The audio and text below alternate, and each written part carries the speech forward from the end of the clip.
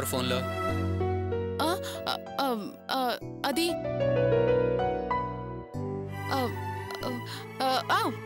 మా ఫ్రెండ్ కవిత అండి.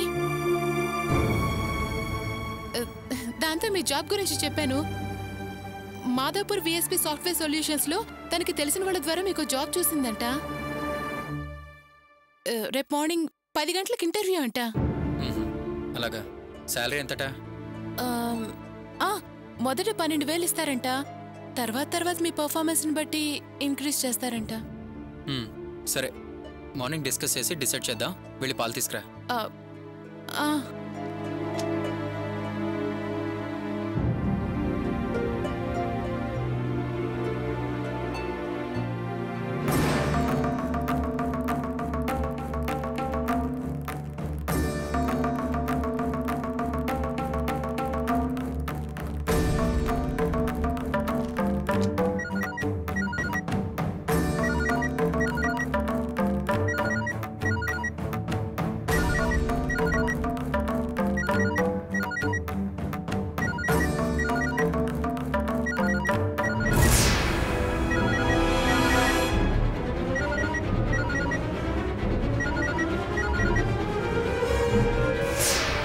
రాణి, ఆకాష్ని ఉదయం 10 గంటలకు వెళ్ళదని చెప్పు. మేనేజర్ ఒక పని మీద వెళ్తున్నట్ట. మధ్యాహ్నం లంచ్ తర్వాత రమ్మని ఫోన్ చేసి చెప్పాడు. ఉంటాను.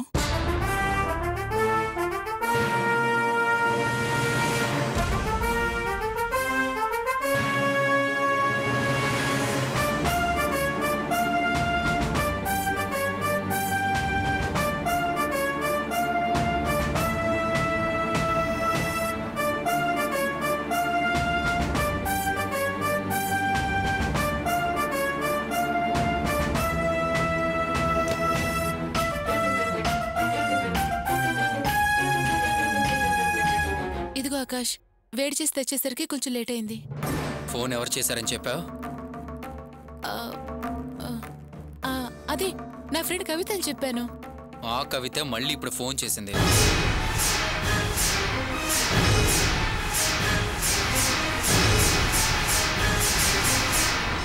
ఇంటర్వ్యూ 10 గంటలకు కాదు, లంచ్ తర్వాత అటెండ్ అవ్వమని.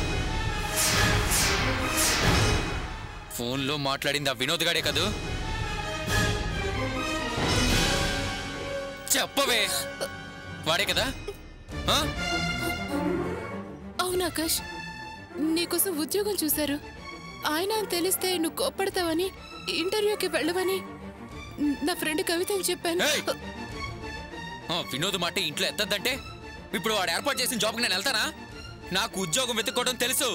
నేను ఎవరి దగ్గరికి ఉద్యోగం ఇప్పించమని అప్రోచ్ కాను. అర్థమైందా? అది కదా ఆకాష్. ఇంకేం మాట్లాడుకో. ఇంకెప్పుడైనా లేట్ టైమ్స్ లో అక్కడి నుంచి కాల్స్ వచ్చాయో తర్వాత జరిగేదే వేరేగా ఉంటది. జాగ్రత్త.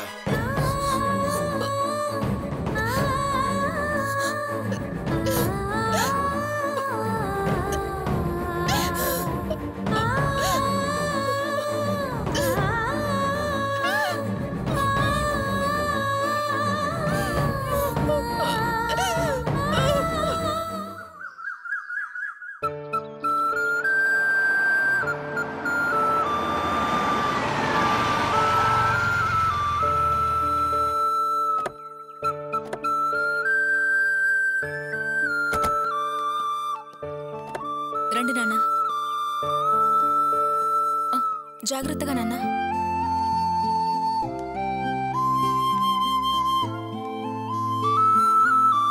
జాగ్రత్త సార్.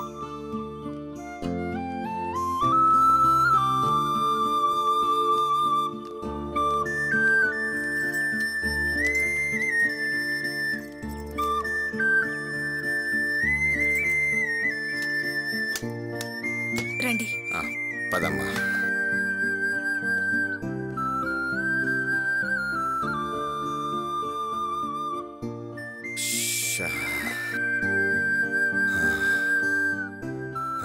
సార్, మందులవి జాగ్రత్తగా వేసుకోండి. డాక్టర్ గారు మీకు ఏ ఇబ్బంది లేదని చెప్పారు.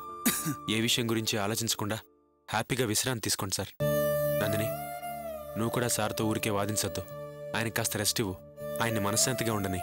అలాగే నందిని, ఈ వారం పాటు నువ్వు ఆఫీస్కి రావద్దు, సరేనా? ఏంటి గోపి, వారం పాటు ఆఫీస్కి రాకపోతే ఎలా? ఎవరు మేనేజ్ చేస్తారు?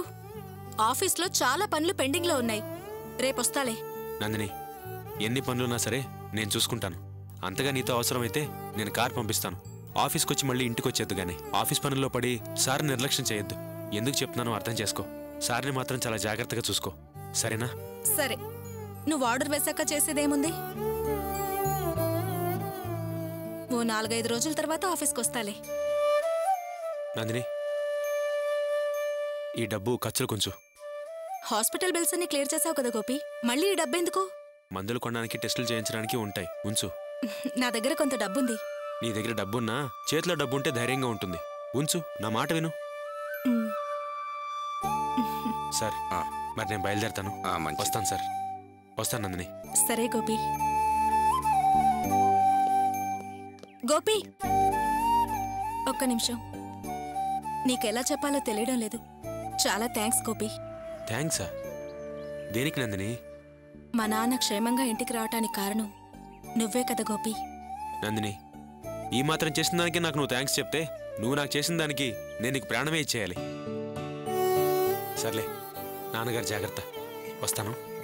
ఆ.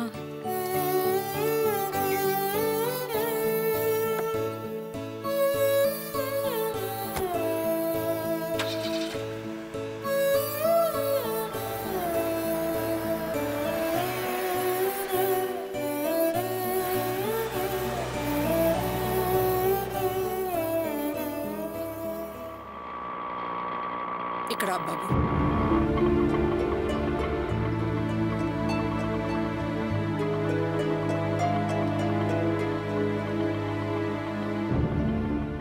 ఆంటీ, ఇదిగో బాబు.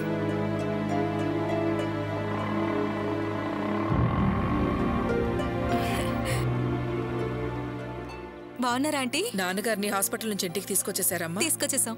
లోపలికి రండి ఆంటీ. రండి ఆంటీ. నమస్కారం అండి. నమస్తే అమ్మా, కూర్చోండి. అయ్యో పర్వాలేదండి. పర్వాలేదు, కూర్చోమ్మా. కూర్చోండి ఆంటీ. ఇప్పుడు మీ ఆరోగ్యం ఎలా ఉందండి? పర్వాలేదమ్మా. నందిని, వెళ్ళి కాఫీ తీసుకురా. అలాగే నాన్న. ఇప్పుడు వేవే వద్దమ్మా, ఇప్పుడే భోంచేసొచ్చాను. హాస్పిటల్లో మిమ్మల్ని కలవడానికి కుదరలేదు, అందుకే ఇంటి దగ్గర పలకరించి వెళ్దామని వచ్చాను. ఊరికే మాట్లాడి వెళ్ళడానికి కాదు, మిమ్మల్ని ఒక సహాయం అడగడానికి వచ్చాను. సహాయమా? నేనిప్పుడున్న ఈ పరిస్థితిలో మీకేం సహాయం చేయగలనమ్మా? చేయగలరు, ఖచ్చితంగా మీరు చేయగలిగిన సహాయమే. కాదు అని మాత్రం అనకండి. నా పరిస్థితిని పూర్తిగా అర్థం చేసుకుని మీరు ఆ సహాయం చేయాలి. మీరు సహాయం చేస్తేనే నా కూతురు అర్చన జీవితం బాగుపడుతుంది. మీరు తప్పుగా అనుకోకండి. ఎందుకంటే అలా వెనక ముందు ఆడతారు? నేను చదువుకున్న అమ్మాయిని, సంస్కారం ఉన్న ఆడపిల్లని. నాన్న మంచి చెడు అన్ని అనుభవం ఉన్న మంచి మనిషి. చెప్పాలనుకునేది సూటిగా చెప్పండి. అసలు విషయం ఏంటమ్మా? మొహమాట పడకుండా చెప్పండి. నేను మొదటి నుంచి నందిని పట్ల కోపంగానూ ద్వేషంగానూ ఉన్నాను. కాస్త మొరటగానే ప్రవర్తించాను. తెలుసండి, నందిని మీ విషయం చెప్పి చాలాసార్లు బాధపడింది. అది చెప్పింది విని నేను బాధపడ్డాను. ఎందుకంటే ఇంతవరకు దాన్ని ఎవ్వరూ ఏమీ అనలేదు, అది ఏ తప్పు చేయలేదు. అలాంటి దాని మీద మీకెందుకు కోపమో నాకు అర్థం కాక బాధపడ్డాను. నాకు మరే కారణమూ లేదండి. కొన్ని రోజుల క్రితం మా అర్చన జాతకం తీసుకుని ఓ జ్యోతిష్యుడు చూపించాను. వారు చెప్పిన విషయాలు విన్న తర్వాత మీ నందినితో నేనెలా ప్రవర్తించవలసి వచ్చింది. మా నందినిని ద్వేషించేలా ఆ జ్యోతిష్యుడు ఏం చెప్పాడండి? నా కూతురి జాతక బలం వల్లే మా అల్లుడు గారు గొప్పవారవుతారని, ఆస్తి అంతస్తులు సంపాదిస్తారని, కాని అన్ని సౌభాగ్యాలు సమకూరిన తర్వాత నా కూతురు మా అల్లుడు గారితో కలిసి సుఖ సంతోషాలు అనుభవించే యోగ్యత లేదు అని చెప్పారు. ఏంటమ్మా మీరనేది? ఇలా అని చెప్పినందుకే మీకింత బాధగా అనిపించిందే? మరి ఆ జ్యోతిష్యుడు నాతో చెప్పిన క్షణం నా పరిస్థితి ఏంటో ఒక్కసారి ఆలోచించండి. అష్ట కష్టాలు అనుభవించిన నా కూతురు అష్టైశ్వర్యాలు సమకూరిన తర్వాత భర్తతో కలిసి భోగభాగ్యాలు అనుభవించదు, దానికి ఒక అమ్మాయి అడ్డుపడుతుంది అనగానే నా గుండె తట్టుకోలేకపోయిందండి.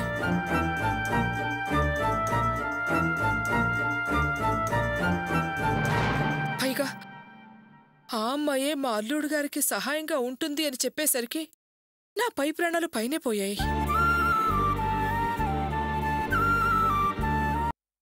అందుకే నందిని వచ్చి అల్లుడు గారి దగ్గర చేరినప్పటి నుంచి నా మనసులో లేదు.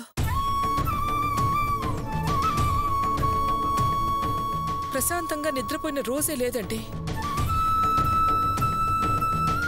మీరు మంచివారు, మీ అమ్మాయి మంచిది, మీది చాలా మంచి కుటుంబం. ఇంకా చెప్పాలి అంటే మా అల్లుడు గారి ఈ స్థితికి రావడానికి కారణం మీ నందినే. నందిని చేసిన సహాయాన్ని ఒక్క మా అల్లుడు గారే కాదు, మా కుటుంబం మొత్తం మర్చిపోదు, కృతజ్ఞతతో ఉంటుంది.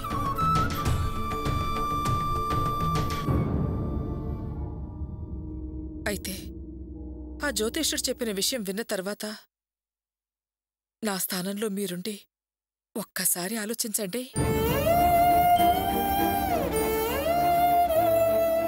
ఉన్నత స్థానంలోకి వచ్చిన తర్వాత మా అల్లుడు గారు నా కూతురుతో కలిసి ఉండరు అంటే మరి ఇంకెవరితో కలిసి ఉంటారు?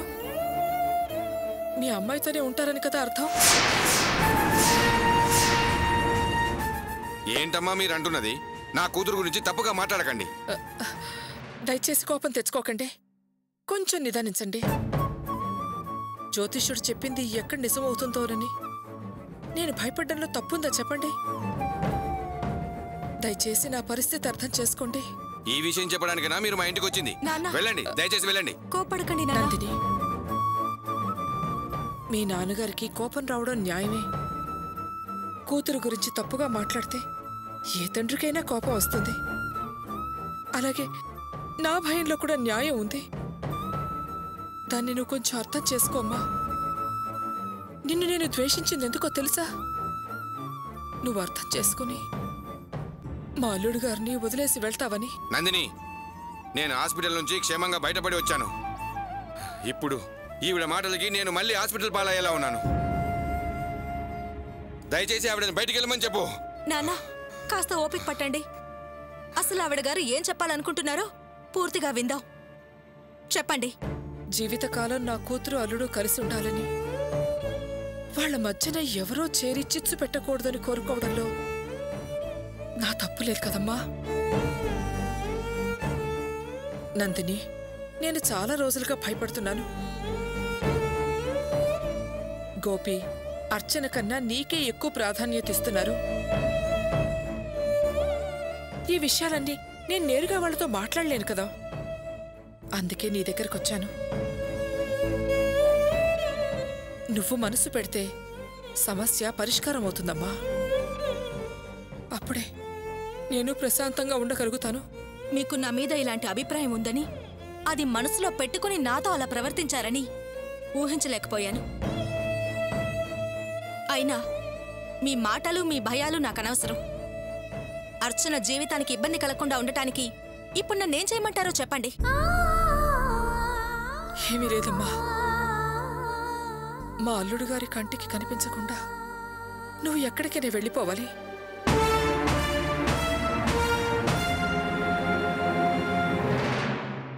నువ్వు మీ నాన్నగారు ఊరు వదిలి వెళ్ళిపోండి. మీ ఇద్దరు బతకడానికి కావలసిన డబ్బు నా శక్తి మేరకు అంతో ఇంతో ఇచ్చుకుంటాను. మీ ఆచూకి వాళ్ళకి తెలియకూడదు. మీకోసం 4 రోజులు బాధపడతారు. ఆ తర్వాత ఆ బాధని మర్చిపోతారు. అర్చన జీవితం కోసం అడుగుతున్నాను. నువ్వే దాని జీవితాన్ని నాకు భిక్షగా ఇవ్వాలి. దయచేసి ఈ ఊరు వదిలి వెళ్ళిపోండి. మీ కాళ్ళు పట్టుకుంటాను. ఏంటి మీరు చేస్తున్న పని? అర్చన జీవితం కోసం నాకింకో దారి కనిపించడం లేదు. దయచేసి ఈ ఊరు వదిలి వెళతామని చెప్పండి. అయ్యో అయ్యో భగవంతుడా! నాన్న, ఏంటి నాన్న ఇది?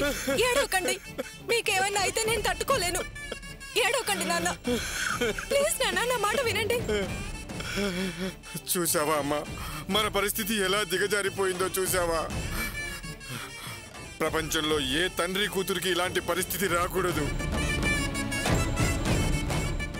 నా కళ్ళ ముందే నా కూతుర్ని నువ్వు మా అమ్మాయి జీవితానికి అడ్డు రావద్దు, మా అల్లు నుంచి దూరంగా వెళ్ళమనడం, కాళ్ళ మీద పడడం,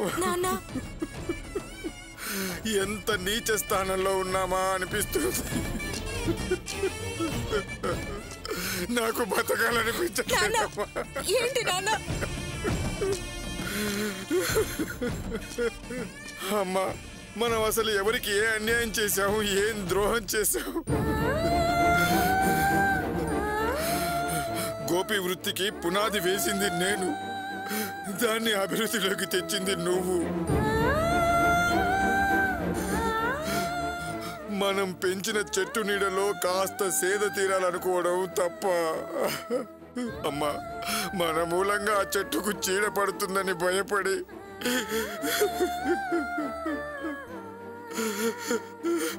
మనల్ని ఊరొదిలి వెళ్ళిపోమంటుంది ఈ మహా తల్లి.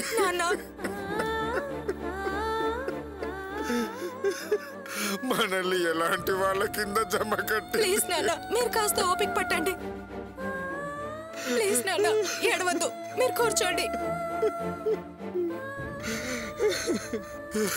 నందిని, నీ మీద ఇంత నిందలేస్తుంటే ఎలా మౌనంగా సహనంగా ఉండగలనమ్మా?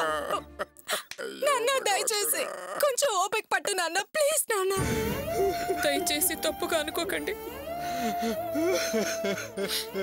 నా మాటలు మిమ్మల్ని ఎంత బాధ పెట్టాయో నేను అర్థం చేసుకోగలను. కానీ నాకు మరో దారి లేదు, మీ కాళ్ళు పట్టుకోవడం తప్ప. ఆగండి. మీరేం మా కాళ్ళు పట్టుకోవాల్సిన అవసరం లేదు. మేము ఈ ఊరు వదిలి వెళ్ళాలి, అంతే కదా? సరే, రేపు తెల్లారేసరికి మేము ఈ ఊరు వదిలి వెళ్ళిపోతాం. నేను మీకు మాటిస్తున్నాను, ఇక మీరు వెళ్ళొచ్చు. అమ్మా నందిని, ఏంటమ్మా నువ్వు అనేది? అవును నాన్న, మనం ఈ ఊళ్ళో ఇక ఎవరికి అడ్డుగా ఉండకూడదు. చూడండి అమ్మా, నేనెప్పుడు మిమ్మల్ని అర్చన తల్లిగానే కాదు, మా అమ్మగా కూడా భావించాను. నా మీద మీకున్న అభిప్రాయం తెలుసుకున్న క్షణం నేను చచ్చిపోయానమ్మా.